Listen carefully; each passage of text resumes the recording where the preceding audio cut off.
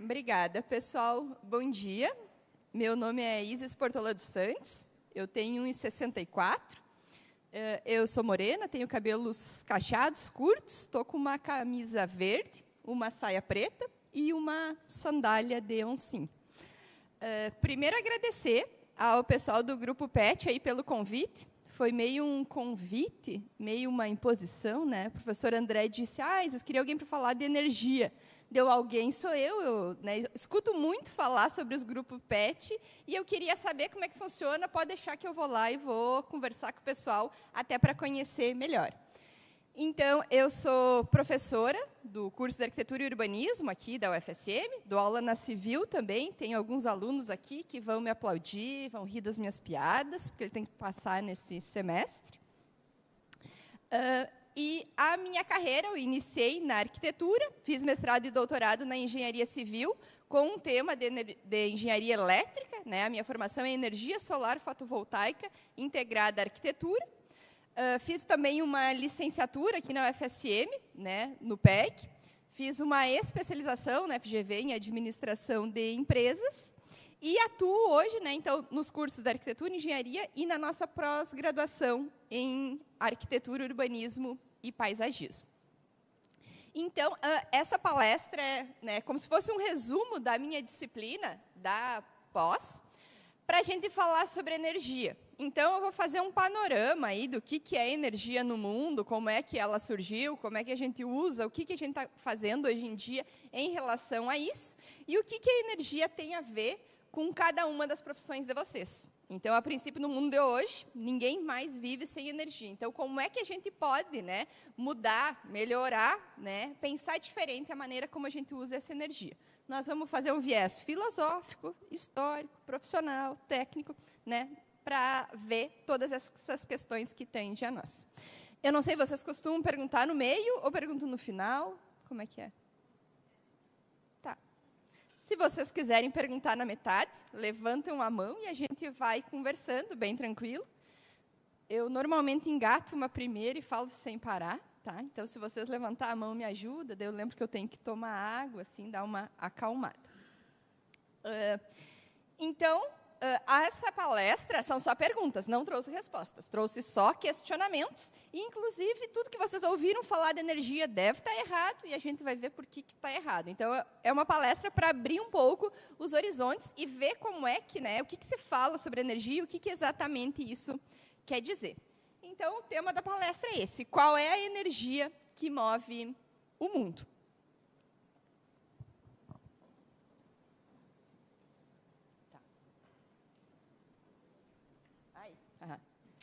Então, a questão aí, eu já expliquei para vocês como é que eu saí dali e cheguei aqui. Tenho 40 anos de experiência em respirar na face da Terra. É isso que eu mais faço, certo? Essa é a minha formação, né, que eu tive aqui e na UFSC. E, para eu chegar desse lugar aí até onde eu estou hoje, muita energia foi colocada em mim, nos termos práticos, né, e nos termos filosóficos também. E aí eu coloco também uma experiência que eu tive como pró-reitora adjunta de infraestrutura, 2018 a 2021, que é onde eu tive, né, a maior experiência prática da minha vida, lidar com as 400 e poucas edificações da UFSM, nossa fatura de energia de mais ou menos R$1 milhão por mês, e como é que a gente lidava com isso administrativamente em relação a todos os cursos. Então, o que move o mundo? Desde que o mundo é mundo, que os humanos estão por aqui, se questionam sobre o que move esse mundo, qual é a energia, de onde vem, o que a gente precisa. E aí a gente vai ter, né, viés de culturas bem antigas que imaginavam que o mundo era plano, né, sustentado por 4 elefantes nas costas de uma tartaruga. Né? Então, isso que movia o mundo. Umas culturas nórdicas aí, da árvore da vida, Yggdrasil, e aí os gregos, que são muito da base da nossa filosofia e da nossa ciência, a gente vai ter Urano e Gaia, que era o deus do céu e a deusa da terra, e era isso que fazia o mundo girar. Ele veio para frente, viu? Super bem treinado. E isso aí era essa implicação que o homem tinha para tentar explicar essas coisas que estavam movendo o mundo. Isso vai mudando ao longo do tempo. Então, essa imagem aí é para dizer, né, que esse ser humano, esse Homo erectus, Homo sapiens, ele está precisando de energia. E aí, a minha primeira pergunta para vocês. Esse ser humano aí precisava de que quantidade de energia?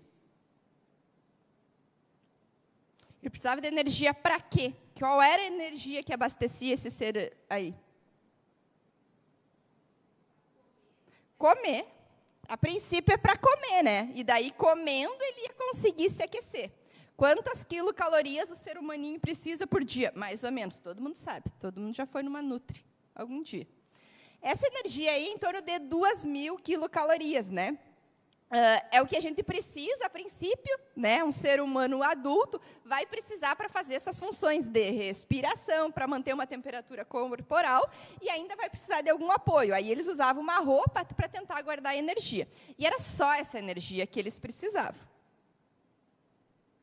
E hoje, que energia e quanta energia a gente precisa? Mudou um pouco, mais ou menos?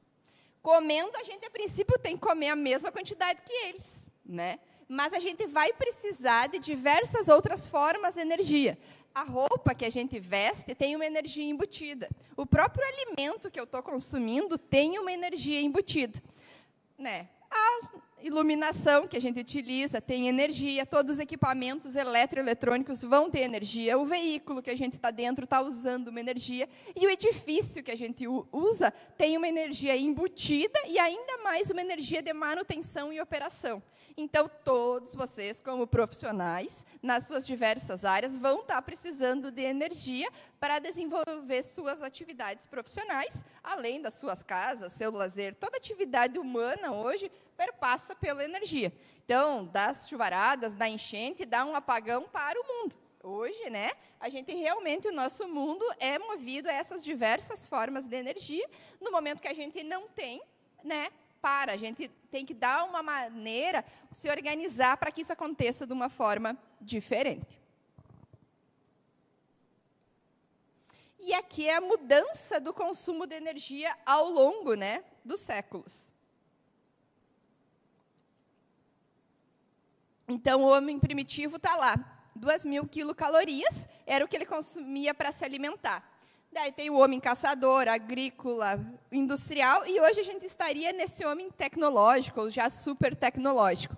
Vocês veem que a nossa alimentação aumentou o consumo.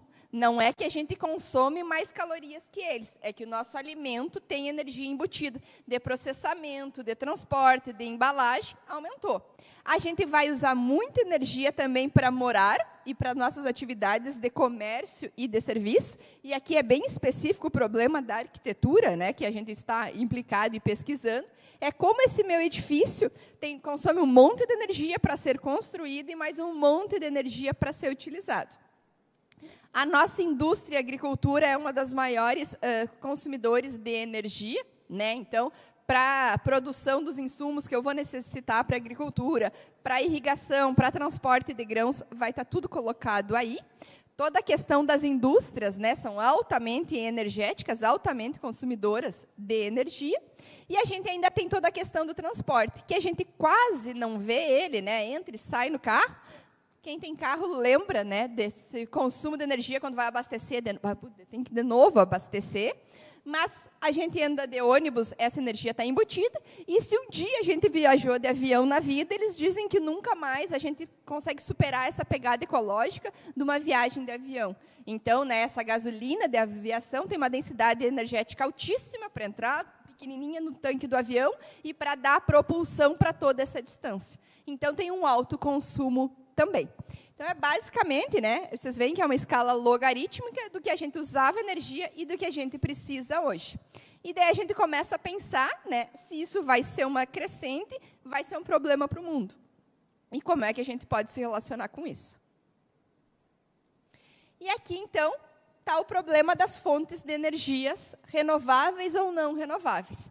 Para ter todas essas energias, para atender, né, todo esse leque que a gente precisa, a gente vai ter uma base energética, que a gente vai chamar dessas fontes de energia. E elas podem ser renováveis ou não renováveis. E daí vocês devem lembrar, né, do ensino médio lá, de que a gente está numa época de transição, ou espera-se que estejamos, de uma base fóssil, não renovável, para uma base de fontes de energia renovável. E essa transição energética que tem trazido, né, muitas questões, muitos problemas, ou está demorando muito para acontecer.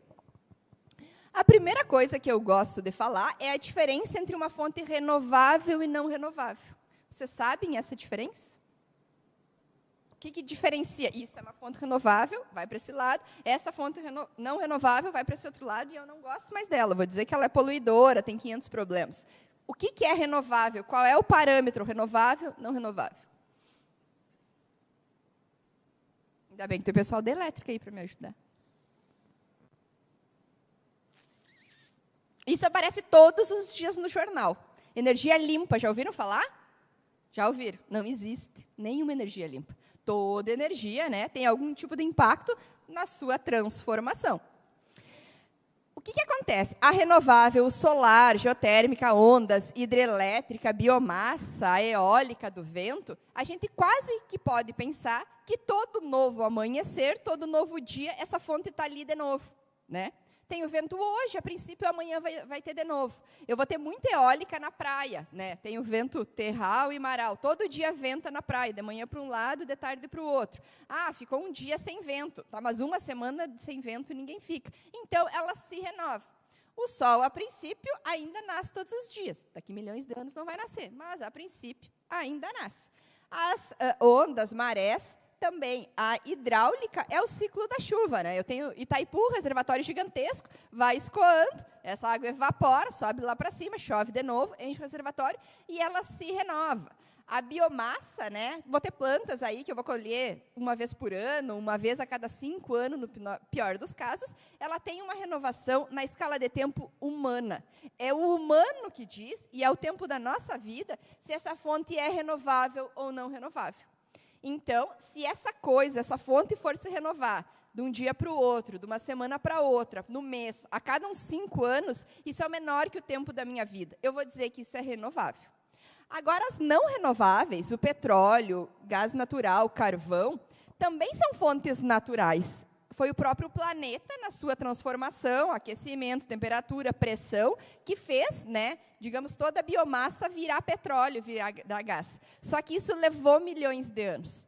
O petróleo vai se renovar em milhões de anos. Conforme plantas, animais forem morrendo, sofrer temperatura e pressão, vai ter mais petróleo. Só que é milhões de anos. É muito maior que a nossa escala de tempo da vida humana. E daí a gente vai chamar de não renovável. O planeta não tem a capacidade de fazer petróleo de um dia para o outro, de um ano para o outro, em 10 anos.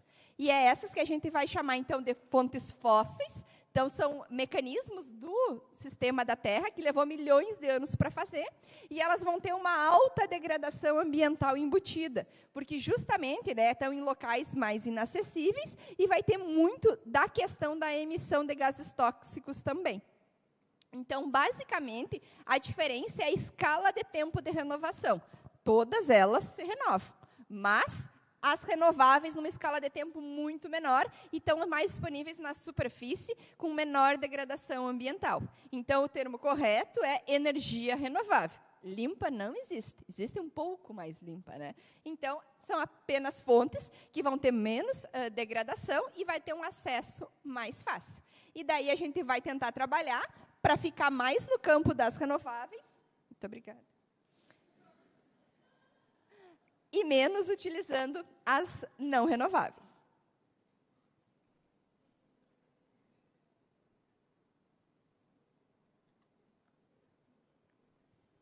E aqui é como o mundo consome energia. Então, se eu tenho aquelas fontes no mundo inteiro, né, existe a presença tanto das renováveis quanto das não renováveis, quase que bem distribuídas no globo, a gente vai ver que o mundo ainda tem um alto consumo de fontes fósseis. Então, o mundo gira hoje 80% mais ou menos com base fóssil. Então, essas renováveis que a gente ouve muito falar, e a gente escuta falar que o Brasil está bem nisso, a gente tem uma base de hidrelétricas, é muito diferente do mundo. Então, a gente vai ter...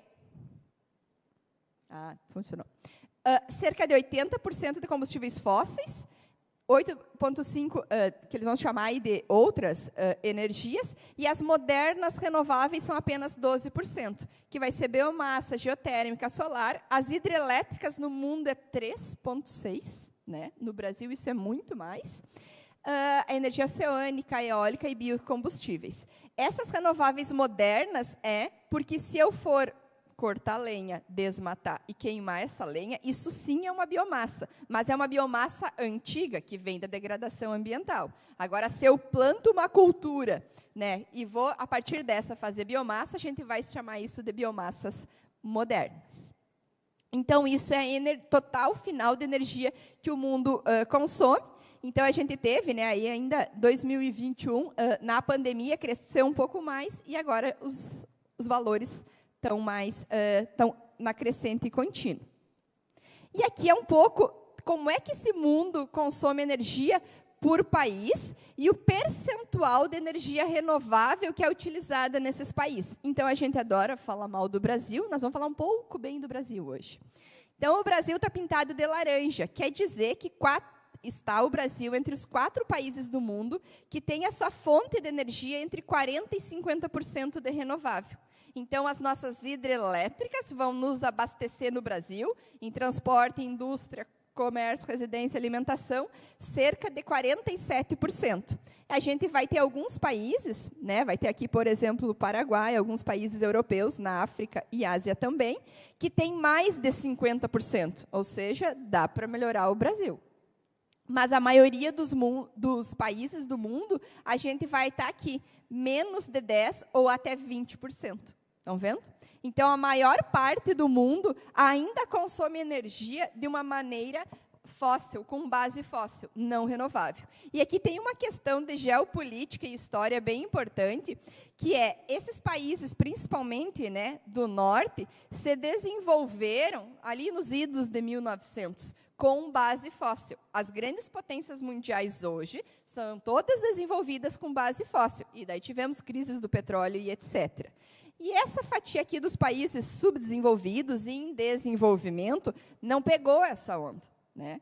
E agora, quando esses países estamos, nós aqui, tentando nos desenvolver, já vem essa taxação ambiental. Então, os bonitos se desenvolveram com altas densidades energéticas, altos crimes ambientais, e estão no topo do mundo. Nós aqui estamos tentando, né, se organizar, e a gente precisa ser renovável.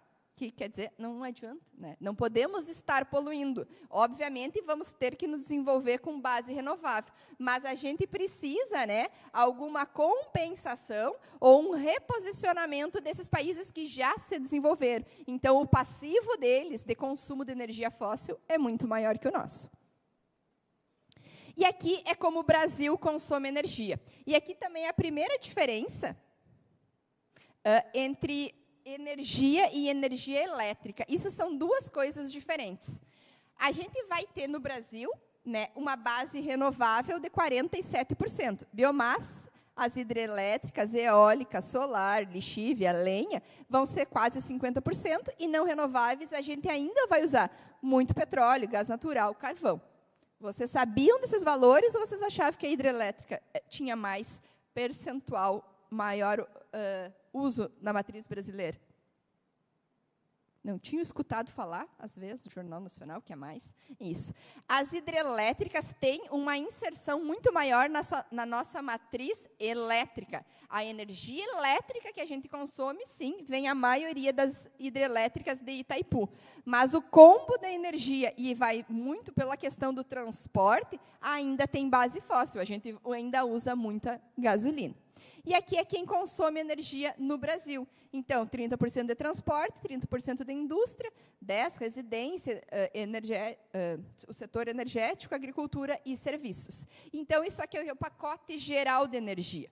E aqui a gente vai falar também de fontes convencionais e alternativas. Uma fonte convencional quer dizer que é uma fonte que eu uso muito. É comum no Brasil. Uma fonte alternativa é só uma fonte que eu uso pouco. Então, às vezes, também o pessoal confunde as energias renováveis com energia limpa e energia alternativa. Não necessariamente. No Brasil, hidrelétrica é uma fonte renovável, sim, Mas, para nós, é uma fonte convencional. O pertencimento dela, a fatia da nossa matriz energética é muito dela.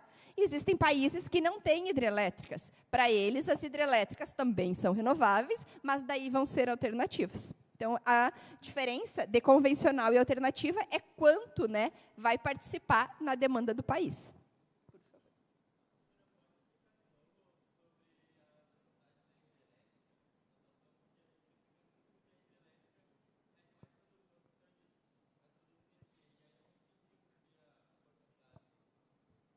Perfeito. Tem o outro slide. Aqui é a oferta interna de energia global, considerando a elétrica e considerando os combustíveis. Esse somatório de tudo que a gente consome de energia elétrica, mas todos os combustíveis, gás natural, carvão, ela só é 12%. Agora, se eu olho para a matriz elétrica, só energia elétrica, a gente vai ter as hidrelétricas aqui em 61,9%. É esse valor aqui que vocês estão acostumados. Isso? Mais ou menos 70%? É. Então, a matriz elétrica brasileira é, sim, com grande base renovável. Aqui chega quase, se eu não me engano, esse ano chegou quase a 80%, que é o somatório das hidrelétricas, eólica, biomassa, a solar, aqui não está a solar, mas a solar já está aparecendo. Então, quando eu falo de energia elétrica, né, essa que está nos fios, na tomada, o Brasil é ainda mais renovável. Né? Então, a gente vai ter essa grande disponibilidade de energia hídrica, a eólica e a biomassa. Então, aqui essa nossa matriz é de onde vem a energia do Brasil e para onde ela vai. Então, a indústria, a residência, perdas de transformação, comercial, público, energia, agropecuário e transporte. Então, aqui a gente vê também, né, como é que a gente lida em gerenciamento de energia.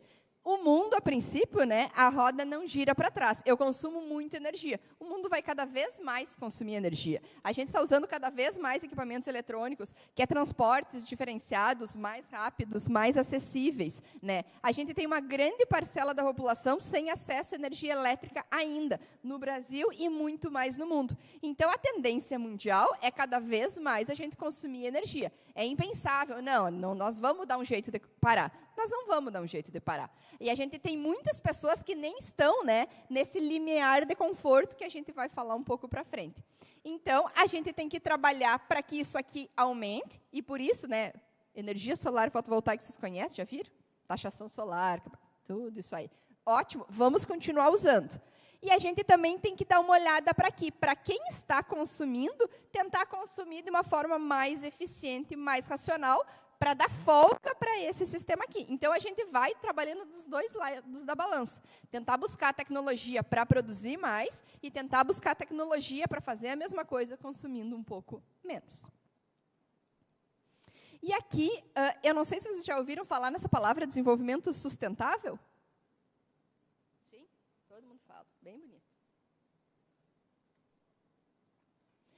O que é esse desenvolvimento sustentável? Isso aqui foi, né, mais ou menos definido, proclamado, nessa conferência da ONU, na Rio 92. Olha que mesa linda, diversa, né? Super participativa, representante da nossa sociedade. Pois é. Ainda assim, eles fizeram um trabalho muito bem interessante. Desenvolvimento sustentável é eu consumir, né, para atender hoje as minhas demandas, sem comprometer as gerações futuras para garantir acesso às suas demandas. É um conceito super amplo e super complexo. Então, a gente vai continuar consumindo hoje, satisfazer todas essas necessidades, mas não vai impedir que os nossos descendentes aí vão chegar e vai ter o que consumir, que é mais ou menos o que aconteceu com o petróleo. O povo consumiu um monte de petróleo, agora, na nossa vez, não tem mais petróleo. Então, nós vamos ter que fazer outra coisa. Essa definição foi extremamente ampla e eles começaram a ver que isso era um problema. Isso é uma coisa fácil de fazer? Vamos imaginar como é que eu vou continuar consumindo hoje para garantir recursos para as futuras gerações. E daí, não sei se vocês escutam falar a data, o ponto de virada do ano, o dia da virada do ano na Terra, que na pandemia atrasou e agora nós se adiantamos de novo. Então, que mais ou menos em setembro a gente consome tudo de recursos que a Terra leva um ano para recuperar. Então, né, de setembro a dezembro, aí a gente trabalha no negativo, a gente já está explorando mais do que a capacidade da Terra. E daí eles fizeram esse tripé da sustentabilidade. Porque se eu pensar no ambientalmente correto, foi ficando cada vez mais difícil, isso aqui é medido, análise de ciclo de vida, vários viés, de que a nossa poluição ambiental estava muito grande. Então, né, mas o mundo precisa continuar girando. E daí eles vieram com esses novos viés, de economicamente viável e socialmente justo. Então, eu tenho que garantir que, que esse meio ambiente esteja ok, que a sociedade esteja com suas demandas todas atendidas, e aqui a gente vai falar em elementos de qualidade de vida básico, acesso à água, energia, alimentação, segurança alimentar, e economicamente viável, porque a gente ainda vive num mundo capitalista e eu preciso, né, que esses recursos financeiros continuem girando. Então, esse tripé da sustentabilidade saiu só do ambiental, ganhou o econômico e ganhou o social. Então, agora a gente vai trabalhar com os três juntos. Já tinham visto isso, né? Sim, a geração de vocês acho que viu isso no ensino médio. Isso, vocês já viram? Sim. O que é isso? O que isso tem a ver com o slide de antes?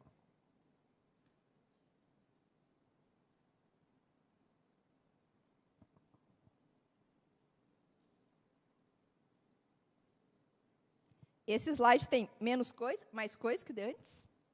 E umas coisinhas diferentes, né? O que aconteceu aqui? Se eu ficasse só no ambiental, não ia funcionar. Bom, então eu vou levar sempre a economia e a sociedade junto. Ok, essas três coisas são indissociáveis. É fácil a gente montar um projeto de qualquer atividade profissional que seja ambientalmente correto, economicamente viável e socialmente justo? É extremamente complexo e difícil. E aqui tem um pessoal que fala, então, que eles fizeram a gamificação da sustentabilidade.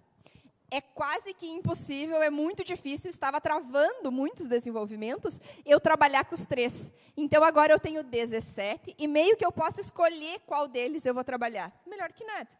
Então, né, vai ter erradicação da fome, da miséria, vai ter questões de energias alternativas, a vida na terra, a vida terrestre, a vida na água, vai ter questão de paz, justiça social. Então, eles ampliaram mais o foco, né, ampliaram a rede de atuações. Então, agora os projetos, né, e a gente vai ter isso, né, mundialmente organizado, e a UFSM a gente trabalha muito isso. Cada vez que a gente preenche um projeto, né, para registrar, a gente tem que escolher qual deles. O que é o ideal, se vocês forem me perguntar, é preencher os 17. É pensar que a gente está naqueles três, são o nosso compromisso. A gente acaba que não consegue, então a gente pode escolher. Melhor que eu trabalhe com nenhum. Mas o que eu quero pontuar aqui, para vocês levarem pensando, é que a gente teria que estar trabalhando sempre com os 17 deles. É sempre com esses todos amarrados. E daí vai ter muitos teóricos que vão dizer, o desenvolvimento, ou ele é sustentável, ou ele não é desenvolvimento.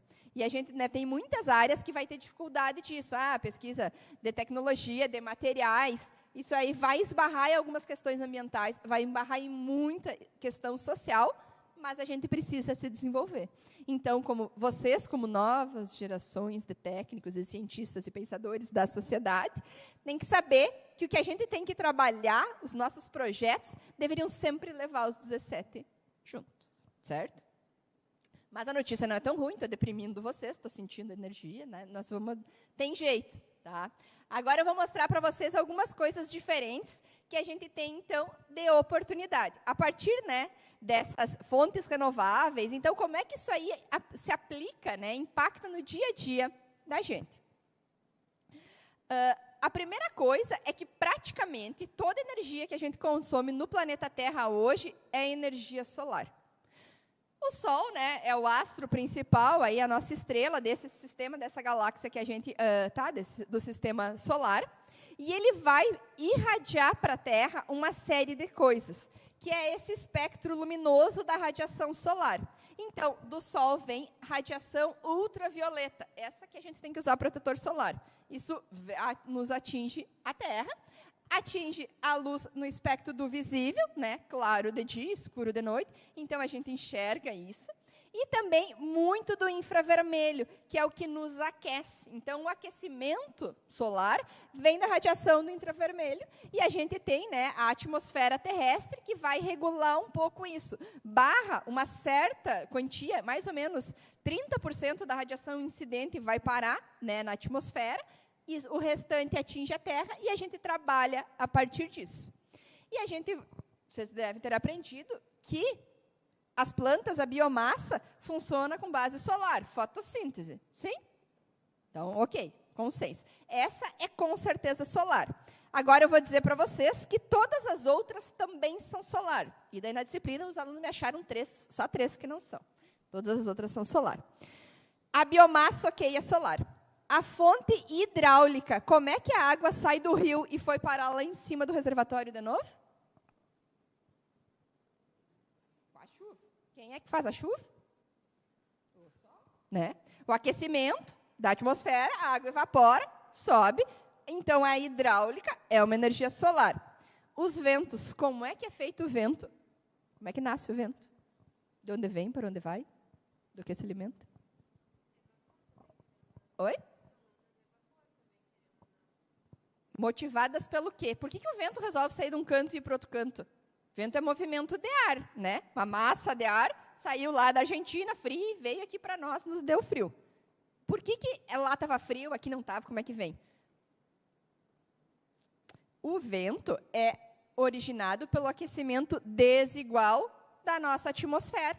Então, aquece muito num lugar, aquece menos no outro, e a Terra tende a uma autorregulação, em termos bem simplistas, né? Então, esse movimento das massas de ar num lugar mais frio, uma massa mais densa, para um lugar mais quente, ar expandido, é o que faz o vento. Então, a eólica também é uma fonte solar.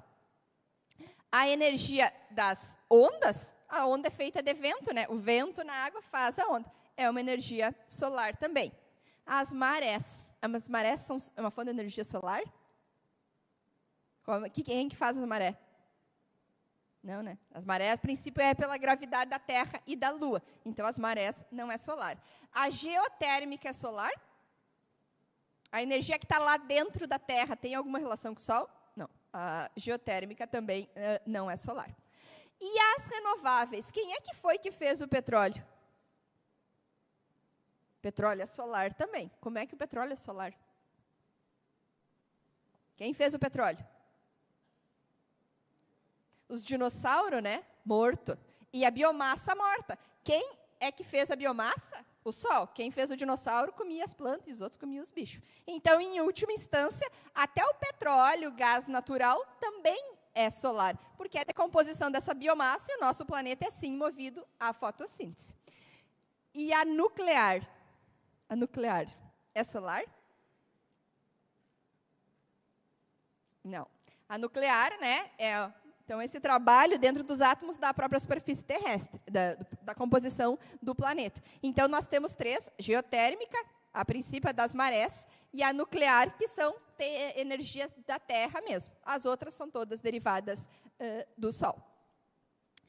Então, o que isso tem a ver com a nossa vida? A gente pode utilizar a energia solar nas edificações, né? E que, a princípio, todo mundo mora numa casa, isso está interferindo, e todos vocês vão trabalhar num edifício, está interferindo. E aqui eu vou começar agora a passar boas práticas de vida dentro da casa de vocês e dentro dos trabalhos de vocês, nas empresas que vocês forem montar, que coisas vocês podem cuidar para que vocês usem mais as energias renováveis e sejam mais inteligentes, mais racionais, mais eficientes nesse uso.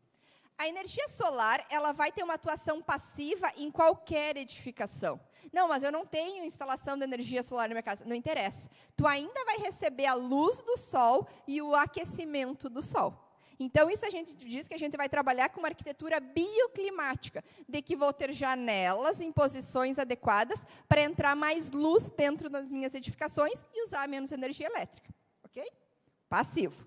Aquecimento. Da mesma maneira. Então, eu posso ter paredes mais espessas, que vão prevenir esse aquecimento, e vai ficar mais fresquinho aqui dentro, ou posso ter paredes mais esbeltas, né, questões como vidro e outras, que vai permitir que esse aquecimento entre mais. E daí, culpa dos arquitetos, se não funciona as casas de vocês bem, tá? E dos engenheiros também. Então, a gente tem mecanismos que eu posso posicionar janelas de uma maneira correta, de que eu posso construir paredes com estruturas específicas para aproveitar mais esse calor e essa luminosidade, ou não. E eu vou ter maneiras ativas, que daí eu vou ter que instalar equipamento, que é o concentrador solar térmico e o sistema solar fotovoltaico. Então, esses dois sistemas são bem diferentes. Né? Quando eu comecei a estudar isso, eu tinha que explicar o que é um e o que é outro. Para vocês, eu acho que não. Hoje, a solar fotovoltaica já está muito difundida. Então, esse sistema aqui são módulos fotovoltaicos. Né? Eles são um azul meio brilhoso e eles vão gerar energia elétrica. E esses outros aqui são umas caixas pretas, meio azuladas pela reflexão do sol, mas dentro deles circula uma serpentina com água, e eles vão gerar água quente.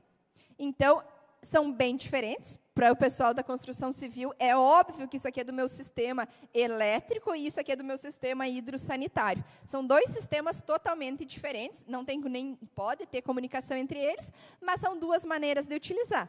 Então, eu posso usar energia solar térmica para aquecer a água do banho, em indústria, posso pré-aquecer a água de caldeiras diversas, piscinas o pessoal vai usar muito, né? Eu aqueço essa água. Essa energia solar fotovoltaica é uma reação desse material de silício semicondutor aos fótons da radiação solar.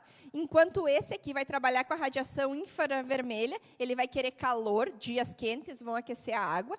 Esse aqui só quer a luz do sol. Ele adora inverno, esse adora verão, esse adora inverno.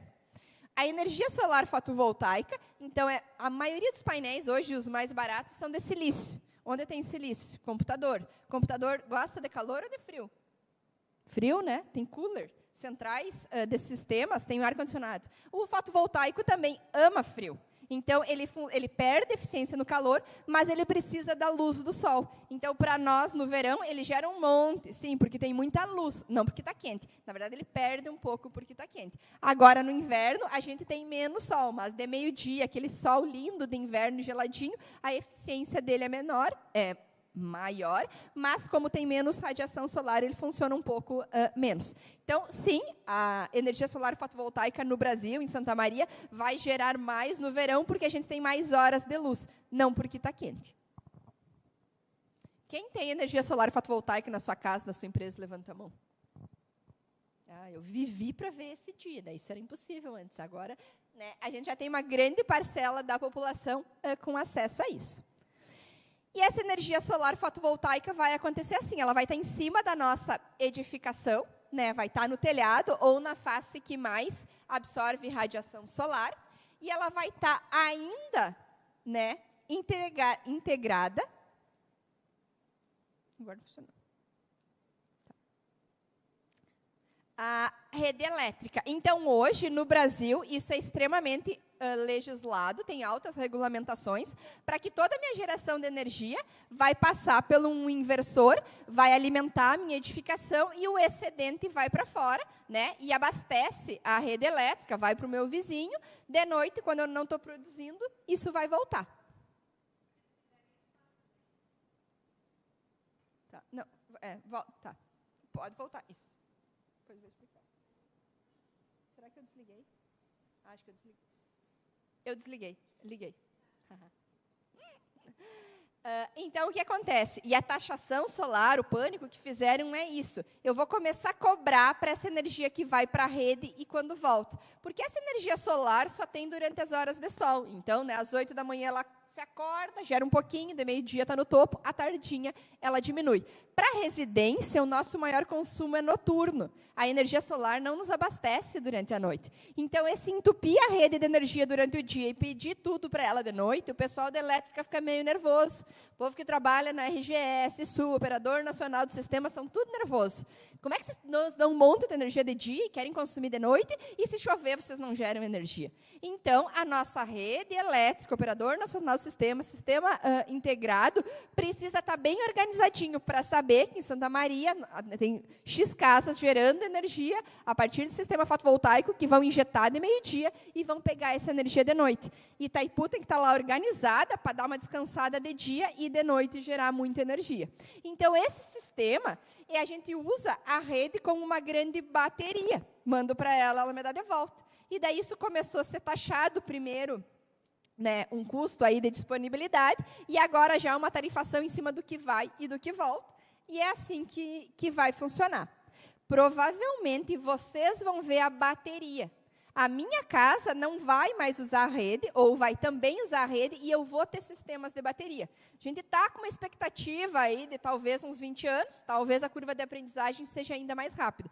Pode ser que vocês vejam casas, edificações com bateria. Então, né, a gente tem bateria de celular hoje cada vez melhor, a gente já tem baterias estacionárias para edificação, tem bateria para veículo elétrico e a coisa está ficando muito boa. Então, pode ser que vocês cheguem ao ponto de ter bateria nas casas de vocês e eu vou poder escolher estar na rede ou não. Mais um monte de regulamento aí que a elétrica vai fazer para dar segurança, né, para essa rede elétrica e eu poder usar esses meus sistemas. O que mais que vocês já ouviram falar de energia solar fotovoltaica aí que querem perguntar? Muito obrigada. Não trouxe um chocolate. Se eu tivesse trazido, tu ia ganhar.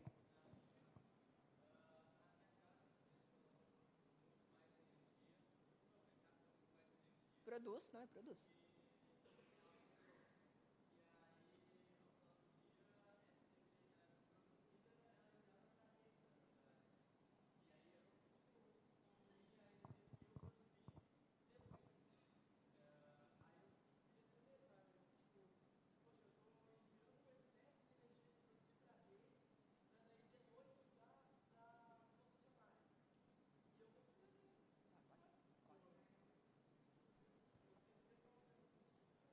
Perfeito, perfeito. Ótima essa tua pergunta. O que acontece? Essa energia que tu produz, né, a energia elétrica, ela está ali disponível naquele momento. Se tu não ocupar, ela vai se dissipar em calor, no último caso. Mas a gente envia para a rede e a rede está sugando muita energia porque eu tenho muitos vizinhos. Alguém vai estar usando. Então, tu vai medir quanto que tu está exportando. Quando a energia fotovoltaica virou comercial, na Alemanha, lá na década de 80, 90 e no Japão, eles pagavam para te mandar para a rede. A energia que tu consumia, eles te cobravam R$1. Se tu gerasse uma energia fotovoltaica renovável, eles te pagavam R$2. Era a melhor fonte de investimento já vista nesse planeta. Muita gente investiu e começou a quebrar uns países. Começou a baratear demais, todo mundo colocar essa energia e eles não tinham mais dinheiro para pagar. Então, isso a gente chamava do feed-in tariff. Eu incentivava tu ter uma geração renovável.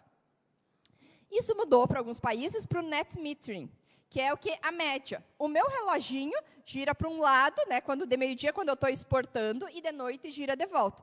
Elas por elas. Troca de energia ativa, R$0 envolvido. Gerei em quilowatt-hora, consumo em quilowatt-hora. Era o que a gente tinha no Brasil, com um custo ainda de eu estar ligado à rede.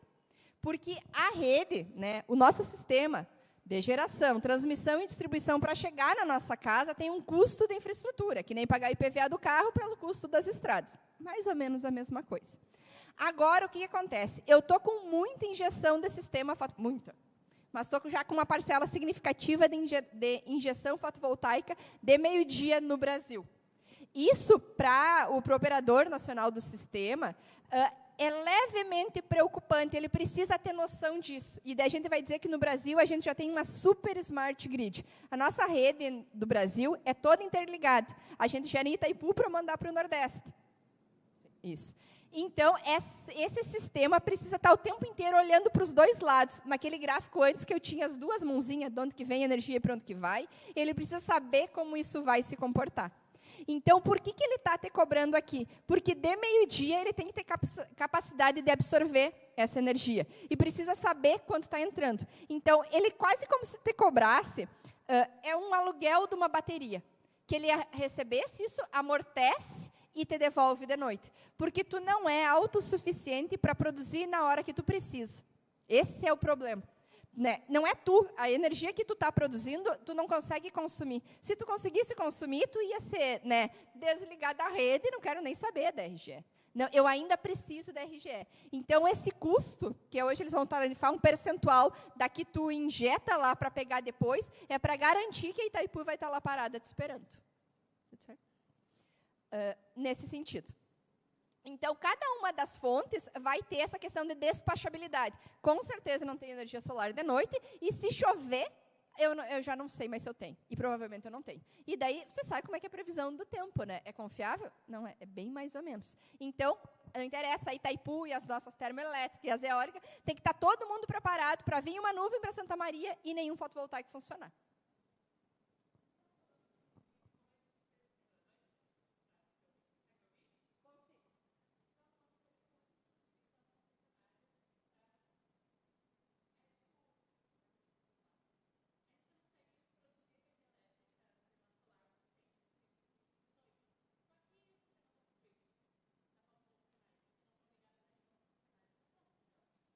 Perfeito. Esse é o futuro. E as baterias entram aí. Ela perguntou o que é o sistema off-grid. É um sistema que eu vou dizer não para a rede. É o que eu estava falando para ti agora. Como é que eu poderia dizer não para a rede? Então, com o sistema fotovoltaico, eu não tenho energia de noite, ponto. Quero tomar banho de noite. A solar não me ajuda. Então, eu vou ter que ter outros sistemas de apoio. E um deles, que a gente acha que é o futuro, é a bateria. Vou ter um banco de bateria, gera energia de dia, acumula energia elétrica e energia química, de noite puxa de volta. Energia química e elétrica. Comunidades off-grid, luz para todos, comunidades isoladas. Eu vou ter uns sistemas em paralelo. Vou ter o fotovoltaico, talvez eu tenha um eólico, e daí o regime de ventos é diferente do solar, às vezes tem vento de noite, às vezes, né, tem algum sistema. Vou ter, muitas vezes, um gerador a diesel de apoio. Na hora que eu não tenho vento e eu não tenho solar, vai entrar o gerador a diesel, sim. Então, o problema das fontes renováveis é a despachabilidade delas. Eu não consigo te dar certeza que tu vai ter energia elétrica a partir da solar todos os dias, nem durante as horas de sol. Então, é por isso que as matrizes energéticas, que vocês viram que tinha um percentual ali, quanto mais diversificada ela for, ela é mais segura. Então, hoje choveu, o fotovoltaico não está funcionando, mas deu um vendaval, a eólica produziu um monte. Mas estamos num regime aí de chuva, a hidrelétrica se encheu d'água. Então, uma vai compensando a falha da outra, a despachabilidade. Então, quanto mais amplo for esse nosso sistema, mais segurança eu vou ter. Então, para as edificações de vocês, talvez daqui 10, 20 anos, vocês venham me dizer, botei bateria lá em casa e saí da rede. Legal. E provavelmente vai sair, não é um sair da rede, que eu nunca mais vou falar com a RGE. Eu tenho uma chave para decidir o dia que eu saio ou não.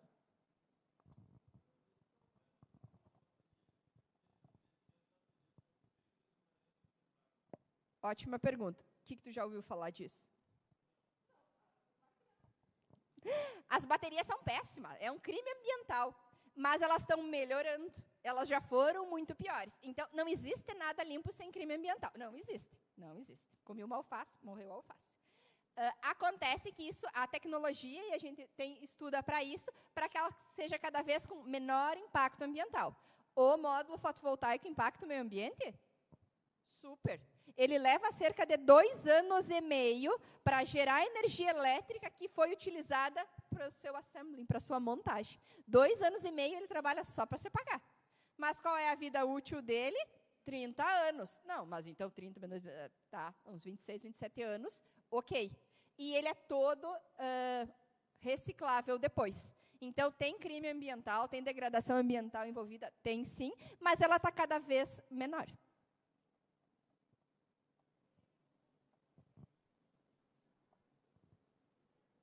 Ela é toda reciclável, isso. Ela é de metal reciclável, vidro reciclável e silício reciclável. Derrete silício, faz outra placa. Com uma super energia embutida, não é fácil de reciclar, tem um custo. Então, a análise do ciclo de vida, se a gente pensar de berço a túmulo, com isso, eu posso já utilizar para fazer ela materiais reciclados, que são minerados, para fazer, vai ter uma degradação ambiental e no seu fim também.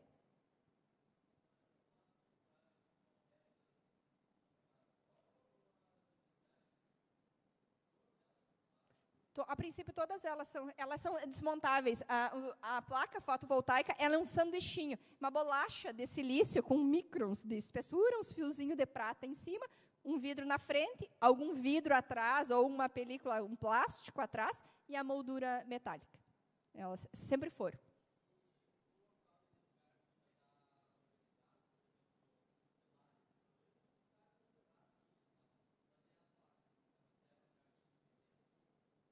Isso. Logística reversa, né?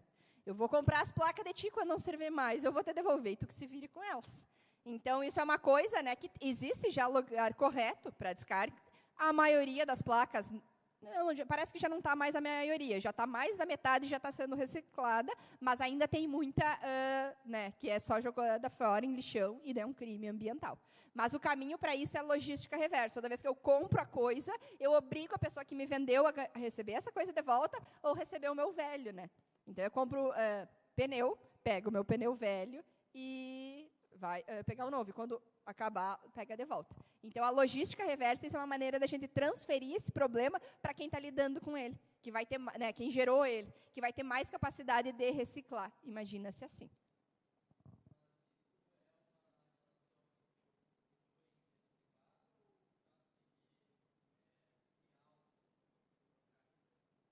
No Brasil, a gente sempre vai precisar de uma lei e de uma multa envolvida, né, para se organizar.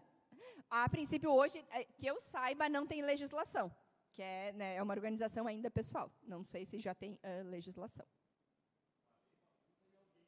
E alguém que fiscalize. Mas isso gera emprego, né? Vamos ser fiscais de alguma coisa, a gente arruma emprego. Perfeito. E aqui é sobre a radiação solar no mundo. Então, né, não é em todo lugar que o sistema fotovoltaico funciona igual. Isso aqui é só para dizer, de novo, que nós estamos no lugar bom. De novo, se demos bem aqui, olhem, a radiação solar brasileira é um dos maiores níveis. A gente vai ter, no Brasil, Santa Maria é ruim, né? Mas o resto do Brasil é bom. A gente vai ter até 7 no Nordeste, e aqui, Santa Maria, a gente tem mais ou menos 5 horas de luz cheia, como se fosse o sol do meio-dia, equivalente. Pior lugar do Brasil é Florianópolis, vocês sabem, vão para a praia, chove sempre. Floripa é o pior lugar, por isso que a gente tem um sistema de pesquisa lá, né, porque funcionando lá, funciona melhor. Isso quer dizer que o meu sistema fotovoltaico aqui da minha casa, em Santa Maria, se eu botasse no Nordeste, ia gerar mais? Ia gerar mais. Se eu botar na Europa, ia gerar a metade. A Europa tem a metade do sol que a gente tem. E eles estão botando energia solar fotovoltaica faz já uns 30 anos. Então, quando eles vinham, né, eu me lembro, em 2010, a gente fez um congresso internacional, enchemos de alemão lá em Floripa, eles tinham vergonha de falar com nós. Pois é, nossa radiação solar é 2,5 e a gente tem um sistema assim. Vocês com um sol de 6, 7 horas por dia, né, e não usam. Então, tem isso. Vocês vão ver aqui no deserto do Saara, é a maior radiação solar do mundo. O que a gente podia fazer aqui? Já estão fazendo, né? Fazenda solar gigantesca para alimentar a Europa, né, que tem pouco sol. Então, isso vai fazendo. E aqui também tem uma questão importante que a gente pode falar, que é da fazenda solar. Então, isso é geração centralizada e distribuída. Crime ambiental, tá? Eu usar terra livre, terra que está tendo drenagem, que está tendo algum tipo de ecossistema, tira fora as árvores e vai plantar sistema fotovoltaico. Não vai, tá? Tem um custo ambiental gigante envolvido nisso. Agora, eu numa casa que já degradei o solo, botar um fotovoltaico em cima da minha cabeça, super ok. A degradação ambiental embutida é muito menor. Então, eu tenho uma fábrica de não sei o quê, plantas de supermercado, de shopping gigantesco, todo um solo degradado, já toca fotovoltaico na cobertura. E por isso que a gente se implicou como arquiteto e se meter num assunto de elétrica. Porque a edificação é um dos maiores crimes ambientais que a gente tem. Só que já que eu já fiz, tudo que eu botar em cima, eu evito de ser explorado terras livres, terras novas. E aqui é como instalar. Olha que legal isso. Isso aqui é solar da depressão. Querem achar um Instagram legal para seguir solar da depressão. Eu botei, isso aqui não é nem fotovoltaico, é coletor solar térmico, com uma cobertura para não pegar sol, para não esquentar, e ainda, né, com a sombra na frente. Então, é os horrores. Esse gráfico aqui é para mostrar para vocês que a radiação solar no Brasil é altamente tolerante. Não me vem, aqui até eles não fazem, mas uma época se fazia muito isso. Eu botava umas aranhas, assim, caindo em cima dos telhados, para melhor aproveitamento da radiação solar. Isso não tem sentido. No Brasil, quase, essa aqui é de Belém do Pará. Mas a Santa Maria ela é levemente diferente disso aqui. Se eu botar um sistema que tenha entre 0 e 15 graus de orientação de leste, norte ou oeste, gera praticamente a mesma coisa. A minha perda aí vai ser de uns 5, 10%, certo? Ou seja, não vale a pena eu mudar tudo só para botar o sistema fotovoltaico lá. A posição ideal é norte inclinado igual a latitude. Mas esses desvios não são significativos no Brasil, principalmente por causa do nosso regime de neblina e chuva, né? E também pelo nosso calor do meio-dia. Sim, ela fica a norte, 27 graus, no momento que eu tenho mais calor que perde eficiência. Então, ela é super tolerante. A gente não vai botar ela virada para sul, mas até estão botando. Ou virada para baixo, mas até estão botando. Tem módulo fotovoltaico bifacial. Já que eu fiz essa estrutura, eu ponho células voltadas para baixo, vou ter um piso mais reflexivo e isso vai gerar bem pouquinho, mas vai gerar. Então, o pessoal está botando tudo que é canto. E aqui, agora nós vamos começar a falar um pouco da arquitetura. É um estádio em Kaohsiung, em Taiwan, que parece uma serpente, então está vinculada a simbologia deles do dragão e tal, e a cobertura é toda desse sistema fotovoltaico. E isso aqui é uma produção de uma revista, olá, pessoal da comunicação, falando desse sistema aqui, e aqui que saiu a minha tese de doutorado, que eles falavam que as placas fotovoltaicas, que tem uma grelha, cujo posicionamento não é o mais eficiente para captação de luz, não é um exemplo de produção de energia, fora uma bela manipulação de equipamento, que é um trambolho no projeto de cobertura. Meu Deus. Então, isso era arquiteto da comunicação falando. E daí eu fui olhar, né? Então, os arquitetos diziam, e isso que eu pesquisei, os arquitetos brasileiros, não usam sistema fotovoltaico porque eu nunca consigo achar a posição ideal de instalação. Mas a gente já viu no mapa que não é assim. E daí, eu fui atrás de um artigo científico dessa universidade do Taiwan, monitorando esse sistema.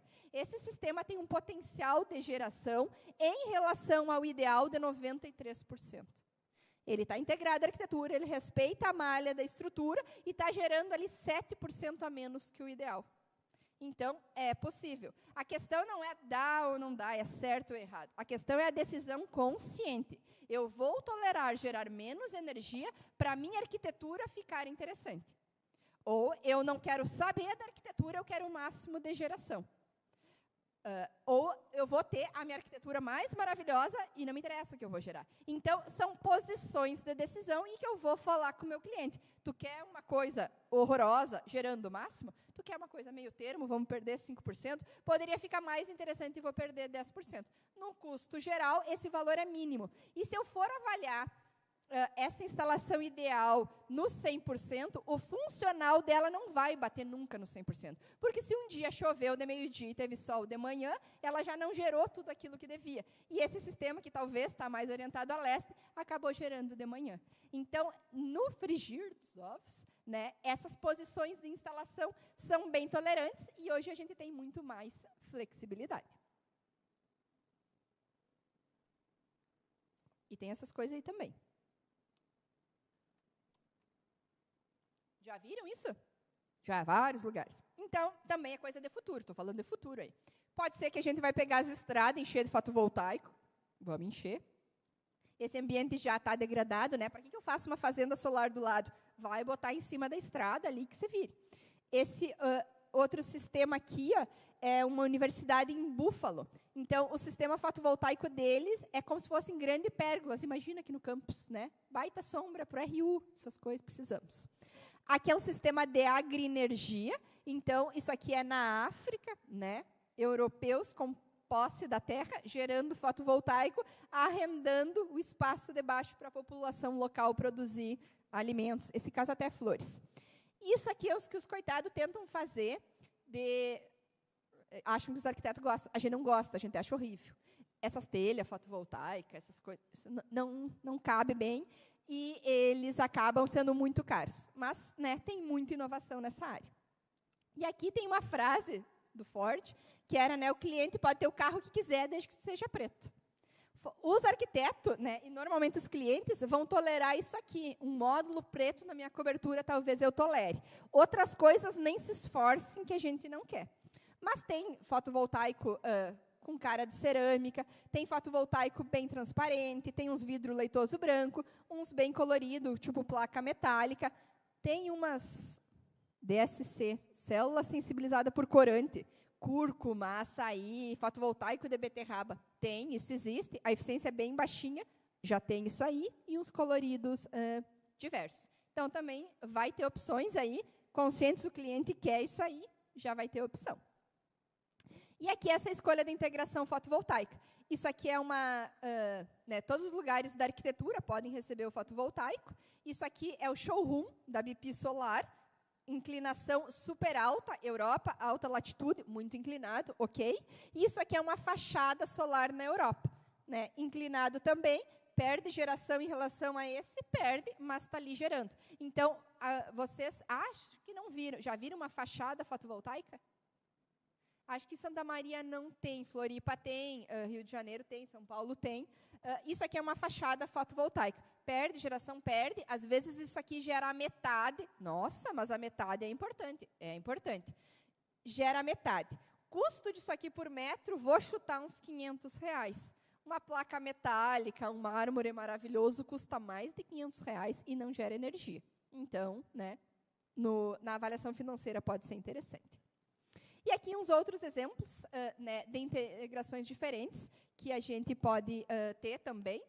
Né, aí umas arquiteturas mais inovadoras, digamos assim. Isso aqui é uma escola. Esse é outro espelhado, uma cor meio fumê, também é fotovoltaico. Né. Esse aqui é um exemplo bem interessante. Então, essas casas né, mais lá nos Alpes suíços, né, com mais cara de casa, digamos assim, tem um sistema fotovoltaico. E aqui do lado, vocês veem que tem uma com os fotovoltaicos tudo separado. Custa fazer assim e não fazer assim. Né? Então, se a arquitetura é pensada desde o início, a placa entra ali na integração, eu nem percebo ela. Quando a gente adiciona depois, a gente vai chamar de BIPV e BAPV, ela pode ficar com essa cara que não tem tanto esse apreço. Vocês acham feio o fotovoltaico? Vou fazer uma coleta de dados agora. Pode levantar a mão. Achavam, depois dessa palestra que eu estou lavando a mente de vocês, não vão mais achar, e é lindo. Então, assim que a gente conhece a tecnologia, né? Na minha pesquisa, os arquitetos disseram que não gostavam porque era azul brilhoso. Eu não tenho nenhum outro material da construção civil que seja azul brilhoso. Então, eu não vou tolerar isso na minha edificação. Não está no imaginário popular. A pessoa não vai se sentir bem tendo uma casa com telhado azul brilhoso. Então, por isso que a gente vai trabalhar para o preto, mais para os roxinhos e para talvez ter mais tolerância. Mas, no momento que isso precisa, eu já tolero, eu nem vejo. Caixa d'água, o dia que resolveram botar uma caixa d'água dentro do edifício, eu vejo de longe, toda a casa, todo o prédio tem uma caixa d'água. A gente nem enxerga mais hoje, está lá em cima. A gente sabe que não pode não ter uma caixa d'água. Então, é uma questão cultural da gente se apropriar disso também. E aqui é o que a gente espera que aconteça com o fotovoltaico. Isso é uma lâmpada, né? Então, é uma lâmpada incandescente, uma lâmpada fluorescente e uma lâmpada de LED. Vocês lembram das fluorescentes, quando elas eram os paviozinhos reto? As pessoas não gostavam, não queriam comprar. Então, eles fizeram uma redondinha mais parecida com a outra. Começaram a comprar. Vocês lembram do LED, sem ter esse bulbo aqui? O LED, né, quem é da computação, o LED é desse tamanho. É uma plaquinha reta com o microchip ali. As pessoas não querem lâmpada, eles querem a lâmpada redonda. Então, a gente muda o design da coisa para as pessoas, né, terem maior aceitação, e o fotovoltaico que se vire para vencer isso aí. E aqui eu trago o caso do vidro na construção civil. Desde, né, que inventaram o vidro, né, as igrejas góticas, o vidro se servia, e aqui a gente tem um projeto da Zaha Hadid, uma arquiteta da Ásia, que ela ainda usa o vidro. Então, hoje o vidro não tem edificação sem vidro. E ele se presta a diferentes estilos, tecnologias arquitetônicas. E aqui um pouco sobre a transição energética. Já ouviram falar nesse termo?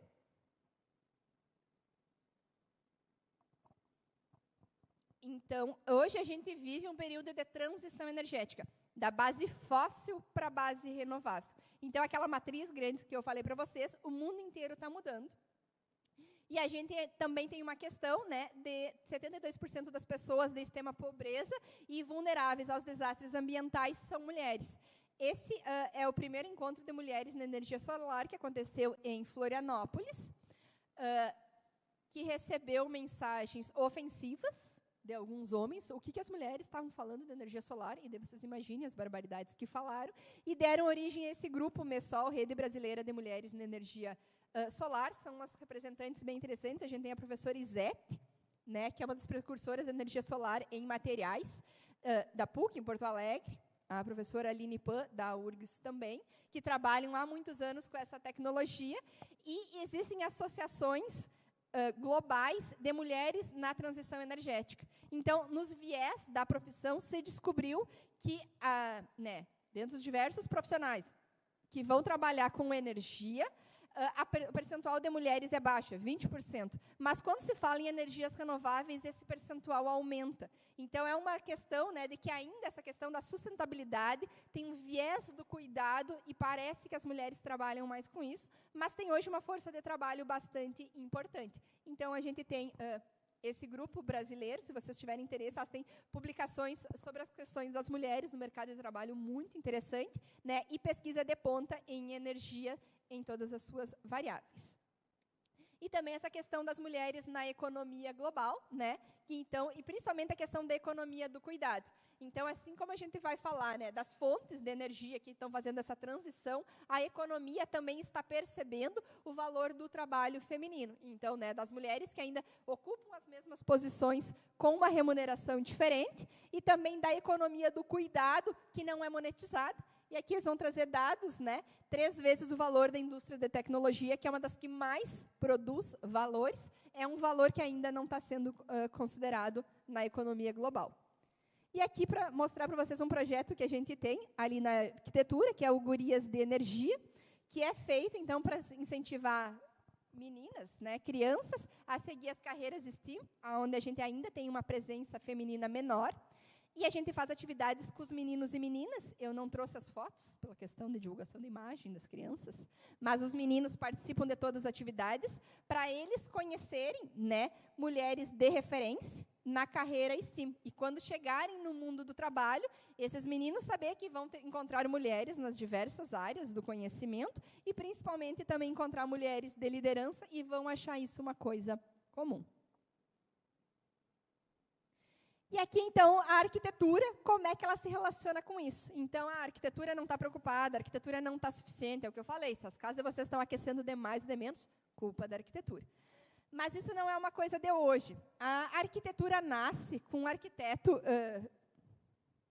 grego, Vitrúvios, e né, quem foi meu aluno já sabe, a arquitetura e a engenharia nascem junto, nascem com esse papel do executor, que era assim chamado de arquiteto, e ele fala que a arquitetura tem 3 premissas: firmitas, utilitas e venustas. O firmitas é a solidez, né? Então, essa coisa precisa ficar de pé.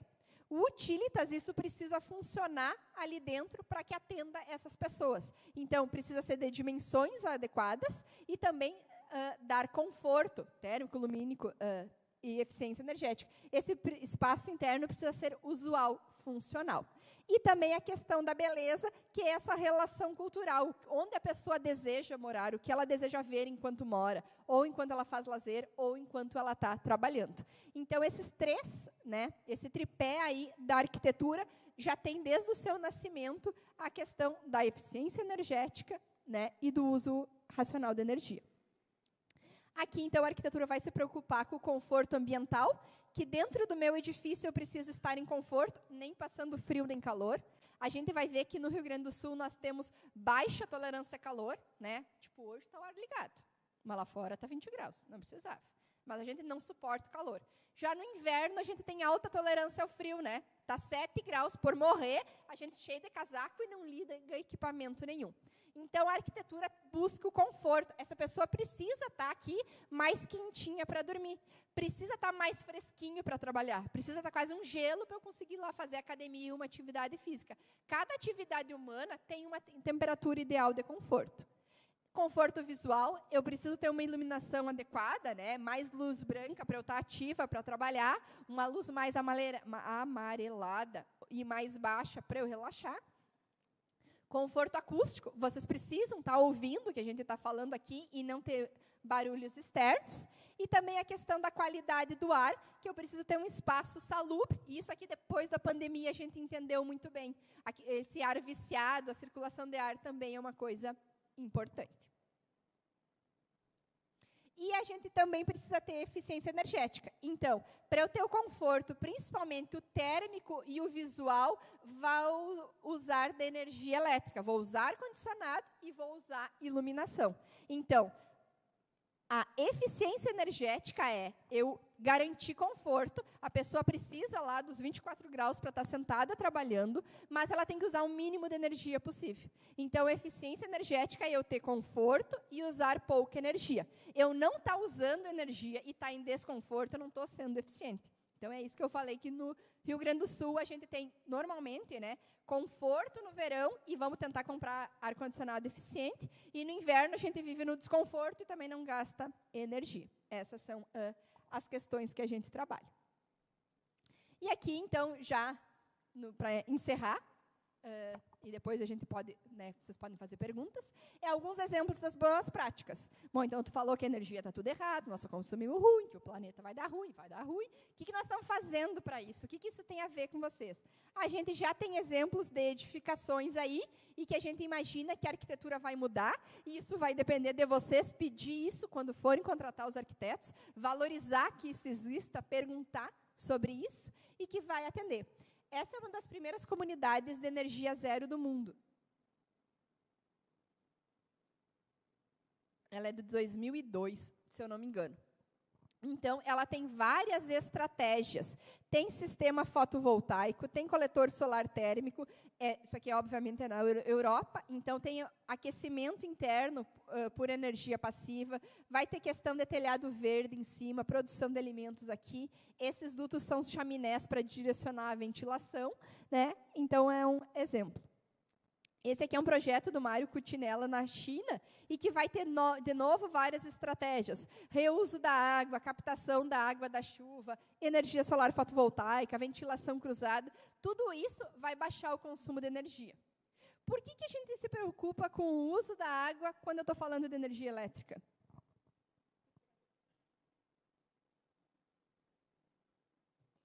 O que tem a ver a água e a energia? Por que é interessante que eu baixe o consumo da água e tente usar até as águas servidas, né, captar essa água da chuva para usar no jardim, filtrar de alguma maneira as águas servidas e ter reuso? Por que a água tem relação com energia? Como é que a água chegou nesse prédio?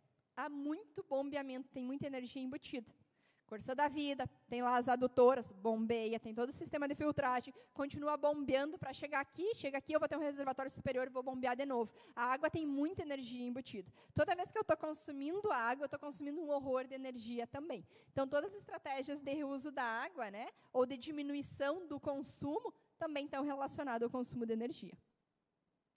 Esse é um outro prédio na Algéria, que ele faz aqui um microclima interno. É como se fosse um grande átrio sombreado com fotovoltaico, e dentro, né, eu tenho essas varandas e a edificação acontece aqui. Aqui ele mostra o movimento do Sol no solstício, nos equinócios, como é que vai chegar dentro desses ambientes, né, o ambiente externo, né, que vai refrigerar o ar para entrar. Aqui é um projeto novo, daquele mesmo grupo do ZED. Esse aqui é na China. E aqui a gente vai ver muito a questão do telhado verde também. Então, essas estratégias, né, de colocar telhado verde vai ajudar a resfriar microclimas urbanos em alguma medida. Então, em vez da radiação solar, do infravermelho, do calor, bater no meu telhado metálico, né, e refletir calor, se eu tiver uma vegetação e uma massa de terra, ela vai absorver. Então, melhora o microclima urbano, e além das questões de fauna e flora, então, jardins nas coberturas também é uma estratégia interessante. Esse aqui é um outro em Vancouver. Esse aqui foi um dos primeiros prédios a ter o selo LEED Platino. Já ouviram falar no selo LEED? 500, né, como falou o professor André, se não tiver lei, fiscalização ou uma bonificação, né, nada acontece. O LEED é uma certificação internacional de edifícios sustentáveis. Então, é um processo gigantesco que eu consigo preencher e ver se minha edificação vai se adequar a isso ou não. Ainda não é mandatório, fiquem de olho, porque eu acho que vocês vão pegar isso como legislação, a construção civil, né? Assim como o PPCI, todo mundo sabe hoje que tem que ter, é obrigatório. Ambiental e acessibilidade deve acontecer no futuro também. Então, é um prédio bastante eficiente e consome, eles chegam a consumir mais ou menos 30% a menos de energia que um prédio nas mesmas condições, sem essas estratégias, consumiria. Vamos falar do Brasil de novo, né, para dizer que nós temos solução, né, temos futuro. Então, esse aqui é um prédio equipamento, é a usina de hidrogênio verde da UFSC, esse é o laboratório solar fotovoltaico, quando eu fiz, né, o mestrado e o doutorado. A gente continua pesquisando junto, então tem sistema fotovoltaico aqui em cima do prédio, e esse aqui foi inaugurado ano passado, saiu até no Jornal Nacional, nós ficamos muito felizes. É um prédio que tem processamento de hidrogênio, e é verde porque esse prédio, né, esse processamento de hidrogênio, é todo feito a partir do sistema fotovoltaico. Então, ele é uma grande varanda, aqui tem um átrio, uma escadaria para eventos, aqui na parte de trás são os escritórios e os laboratórios, e aqui nas fachadas é sistema fotovoltaico também, né, não é nem guarda-corpo, é a fachada, a pele de vidro da edificação, é um sistema fotovoltaico também, e tem estacionamento solar, tem um ônibus elétrico, então tem várias estratégias nesse edifício. Então, sim, no Brasil a gente faz pesquisa de ponta em energia solar fotovoltaica, integrada à edificação e com a produção de hidrogênio verde também. E, para encerrar, aí, eu trouxe o Museu da Língua Portuguesa. Já ouviram falar desse prédio? São Paulo? Esse prédio também recebeu o selo LEED. E é bem difícil o LEED receber de uma edificação existente, de uma reforma. É uma reforma intensa. Vocês lembram que ele tinha incendiado? Sim. Muito bem. Então, eu tenho um prédio histórico. Aqui eu não peguei a data original dele. Sabe? Coitado. É um prédio histórico, tá? Vou chutar 1900, não sei, mas é um prédio histórico. Estava lá, né, foi feito para ser a estação de trem, né, se mudou a tecnologia dos trens, ela continua funcionando como estação, né, eu não preciso mais de todos esses equipamentos, ela virou um Museu da Língua Portuguesa, funcionando, ok. Isso pega fogo, isso é totalmente degradado. Então, eu tenho um prédio que eu não consigo mais usar. E aqui poderia ter sido escolhido, né? E se a gente pode pensar no custo financeiro, de eu ter isso mantido e recondicionado, ou de eu ter destruído isso e fazer um prédio novo e super sustentável. Eles escolheram refazer esse prédio, investir aqui na estrutura para as coisas que estavam caindo ficar de pé e usar tecnologia sustentável sobre um solo já degradado. Bem? Então, isso teve uma alta pontuação do LEED. Em vez de eu pegar um terreno plano lá e degradar, eu peguei uma coisa super degradada, a energia embutida desse prédio, que tinha sido feita para sua construção, já estava lá, e eles reformaram e continua dando uso. Então, é super legal que a gente faça prédios novos, super tecnológicos, super eficientes, e é muito mais legal ainda quando a gente consegue fazer isso. Então, eu estou para dizer para vocês que toda reforma, todo uso de edifício histórico, especialmente, tem um apelo ambiental muito maior que um prédio novo, que vai usar aquele terreno que estava limpo e que eu não sei o que podia virar. Né? Em último caso, a gente pensa que todo solo livre ainda pode ser usado para a produção de alimentos ou para a preservação de biomas. Então, isso é uma coisa também que vocês devem ver bastante no futuro, essa utilização de prédios históricos. Santa Maria agora está num agito lá, né, do Distrito Criativo e Igare, porque, assim, a gente tem uma cidade que acontece lá, tem edificação, tem acesso à energia, luz elétrica, não sei o quê, e aquelas casas estão abandonadas, a gente não circula mais lá, né, e só se quer prédio novo, prédio novo. Jerônimo sabe que eu odeio prédio novo, né? Não pode construir nada, tem que usar os prédios que não é FSM, na Proinf é só o que a gente fazia. Não me vem pedir prédio novo, vamos usar os prédios que tem, vamos ajeitar os prédios que tem, né? E nada de construir. Então, isso é uma coisa que a gente está sempre se deparando na arquitetura. É possível fazer um prédio novo, e ele vai ter que ser super tecnológico, sustentável, ou é possível, né, eu recalchutar os prédios antigos, arquiteto e engenheiro sabe, reforma é a pior coisa que tem. Quem já fez uma reforma na sua casa sabe que é a pior coisa que tem. Mas, em questões ambientais, isso vai ter uma alta validade. E aí, pessoas? Qual é o futuro, então?